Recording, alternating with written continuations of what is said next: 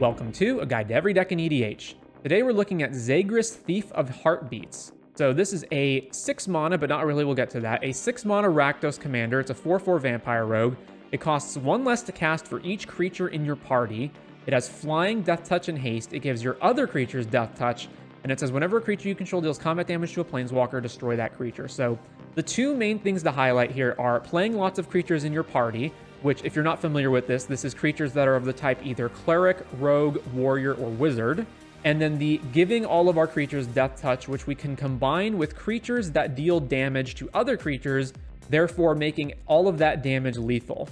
So to start us off, we have Taurian Mauler, which as a changeling means that it counts for all of the types in the party, in case we're missing one. We have Azra Oddsmaker, a warrior that is part of our card draw, and we've got a lot of other card draw in that regard as well. So some of these are creatures that are in the party, like Dark Confidant, Yawgmoth, and Mindblade Render. Others are just generically good card draw spells, like the Necros, Bolas' Citadel, etc.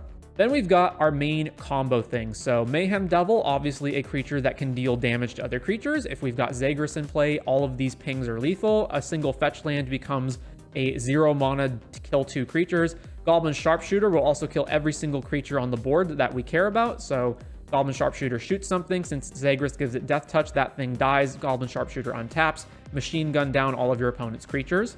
A little bit of mana and countering here. Then we've got a pretty straightforward Rakdos mana base. Not much to see here. Basilisk Collar.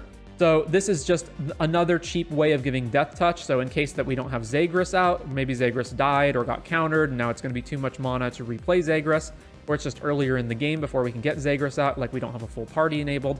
This is just another way of giving our creatures death touch. Bunch of protection to try to make sure that Zagras doesn't get countered or killed. Bunch of ramp, including some creatures like Barakos and Raisin Collector that happen to be party members. Metamorphosis Fanatic. So this is just another way of, 1, it's a cleric, and 2, we wanted a creature that is a reanimation spell so that we can reanimate some of our important creatures from the graveyard, like, let's say, Sharpshooter. And then we got our removal. So we've got a number of creatures here that are pingers. So we've got like Blood Cultist, can tap to deal 1 damage. Fire Slinger, taps to deal 1 damage. Grim Lavamancer taps to deal 2 damage and exiles cards from the graveyard. And there's a lot of other pinger creatures that we could play. Like there's a whole bunch of red 3 mana creatures that ping stuff. I ultimately decided we didn't need too many of those and that the ones we already had were sufficient. Moving on down here, we also have some of the other pinger creatures. So we've got Dagger Caster. When it enters, it deals 1 damage to each opponent and each creature your opponents control. Chain Ruler does the same thing. And then Scalding Salamander is it deals 1 damage to each creature without flying the defending player controls. Activate this only if it's attacking and only once. So attack our opponent with this guy. 0, activate if Zagras is in play. It kills all of the opposing creatures.